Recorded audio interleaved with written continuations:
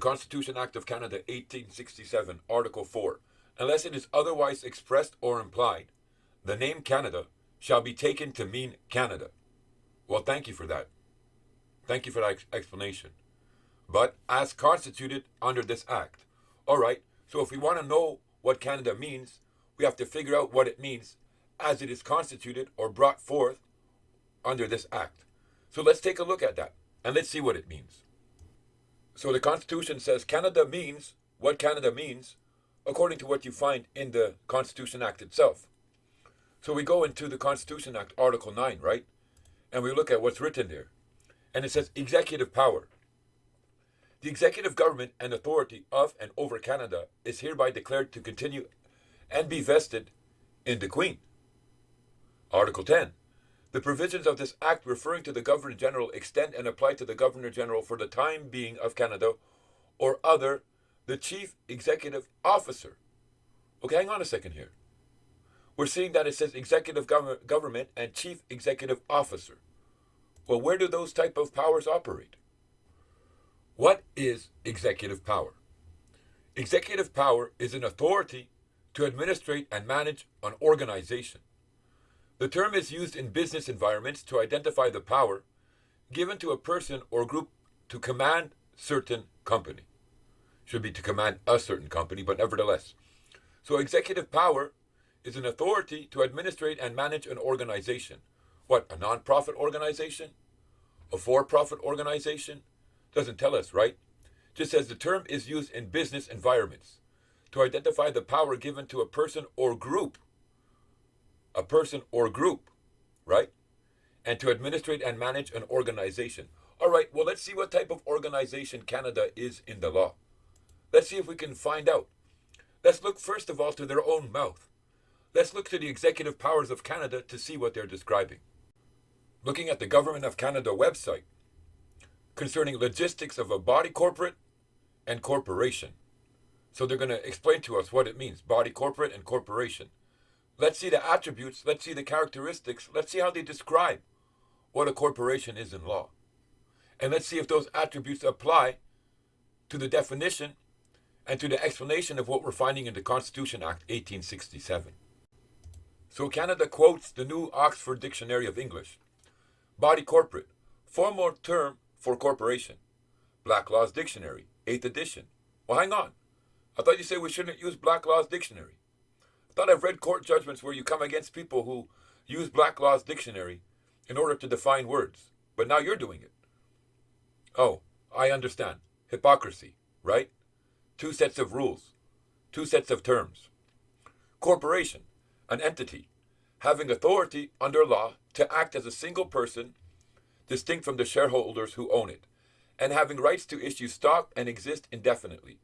A group or succession of persons established in accordance with legal rules into a legal or juristic person that has legal personality distinct from the natural persons who make it up.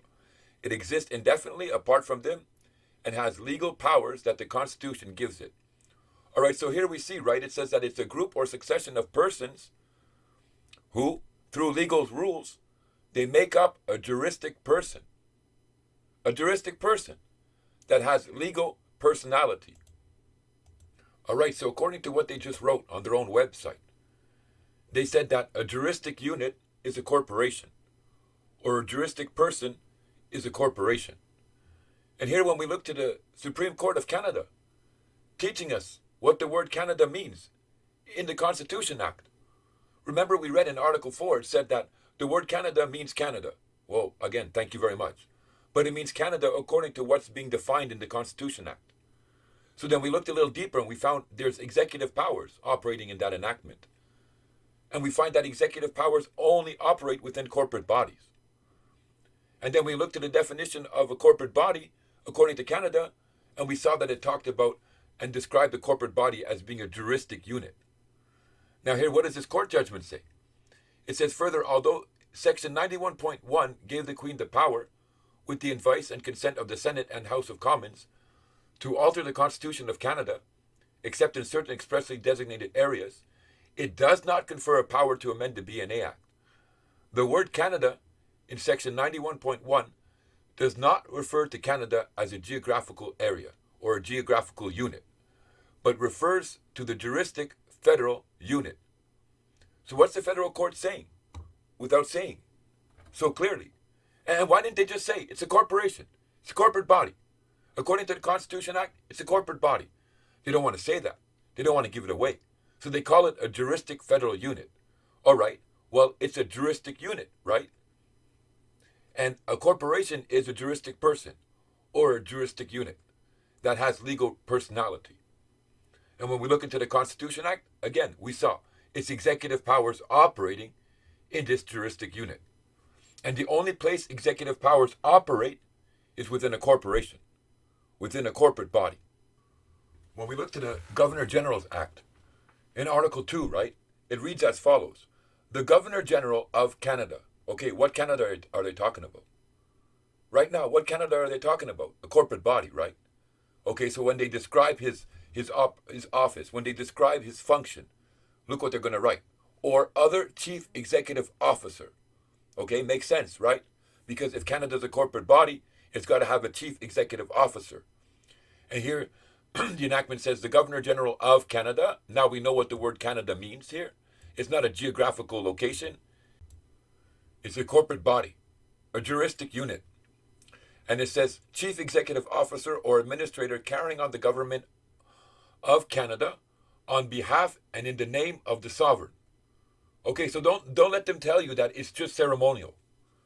They like to say that, oh, well, the oath of office is just ceremonial. It doesn't really mean anything. And, all this thing of the monarch doesn't really mean anything. That's garbage. All of the statutory laws and all of the controlling power of the law in Canada that's coming from statutory law is all wrapped up in the sovereign. It's all wrapped up in the monarchy. And but by whatever title designated is what? Is a corporation sole. So there you have it in their own enactment, right? Declaring that they're a corporation sole. That they're operating this corporation sole, this corporate body, just like a McDonald's, just like a Kentucky Fried Chicken. They're operating it on behalf of the sovereign. And we see that in Article 10, Article 9 of the Constitution Act of 1867, where it says that the executive powers is continued to be vested in the Queen. Not ceremonial, but they're vested in the Queen. And the Queen gives the power to the Governor General to carry on the government as a corporation sole, as a corporate body. That's why when the courts speak about the Canada in the Constitution Act, they have no choice but to say that Canada is a corporate body in law. But they don't say it directly, right? They use that certain terminology. So we're looking into the Constitution Act 1867, Article 91. And this is where it gives the Queen the right, with the advice and consent of the Senate and House of Commons, to make laws for the peace, order, and good government of Canada. Okay? What Canada are they speaking about here? Are they speaking about the geographical location? Are they speaking about the landmass? Is that what they're saying? Are they saying that it's lawful for the Queen to make laws for the peace, order, and good government of Canada, of the landmass? Or are they defining something else here in law? Or are they bringing forth something else? Are they designating something else? Are they speaking about something else? You see, many people will say, oh, when it says Canada, they're talking about the geographical location. Court said, no, it's not. And we know the word Canada, right, has to be defined, what? Through the Constitution Act itself. And nor does it directly define it, except showing us that it's executive powers. So we're seeing that it's executive powers operating in the Constitution. We see that it's a corporation sole under the Governor General Act. The Supreme Court of Canada has said the word Canada doesn't refer to the geographical location or unit right here in this article of law. So what is it referring to? It's referring to the corporate body, very simply. And all the lists down here that you see, especially number 3, the raising of money by any mode or system of taxation, the borrowing of money on the public credit, all this operates within the body of corporate of Canada. All this operates within Canada, which is a body corporate, a corporation. All right, so if this operates only within the corporate body of Canada, right, So let's use number 3. The raising of money by any mode or system of taxation. That would mean that I would have to be part of the corporate body, right? In order for this operation of law, in order for this system of law here, the raising of money by mode or system of taxation, if it operates within the corporate body, then I would have to be within that corporate body and not on a geographical location, not on a landmass, but in that corporate body for that law to be operating. So let's go see now. Let's go see their statutory power and see where this law operates. Looking into the Income Tax Act, right? Article 2.1. Now listen to how it's worded. An income tax shall be paid as required by this act on the taxable income for each taxation year of every person resident in Canada at any time in the year. All right, so what does the word Canada here mean? What's it referring to? The landmass or the corporate body? And if it's referring to the corporate body, which it is, right? It's saying that the person who's resident in this corporate body is obligated to pay taxation. All right, so what's that teaching us? Well, somehow, through their statutory laws, they're making us operate as a resident in Canada and thereby applying a withholding against us and thereby taxing us. But the operation is what? Well, we see that taxation and a mode of taxation is only to operate within that corporate body. That's what we see in Article 91 of the Constitution Act 1867, right? When we stripped that down, when we took it apart, right? We saw that withholding, that taxation system, mode of taxation, operates strictly within a corporate body that's designated Canada, not on the landmass. So one more time, we see it very clearly brought forth in the Income Tax Act. When we approach this with the knowledge already, understanding that Canada is a corporation in law, and that the laws that are enumerated and listed in Article 91 apply to that corporate body and not to the landmass. So then when we come to see the operation of law flowing in the Income Tax Act, already knowing these factors first and foremost, it's not surprising that we see the wordage that we see and the operation of law that we see.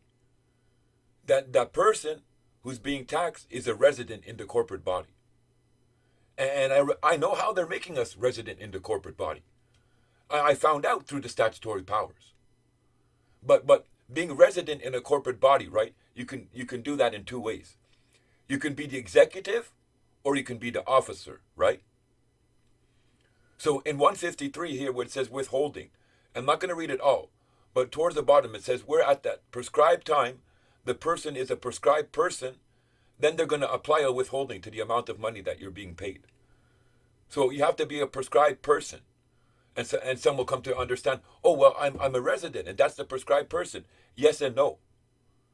Because what you're describing, resident, you're describing the office, right? Meaning that you're operating in the corporate body. That's where you're operating. But it's not describing who you are before them. In order to be resident in Canada, you have to be playing a role. You have to be playing a statutory creature. And that statutory creature is officer of the corporate body.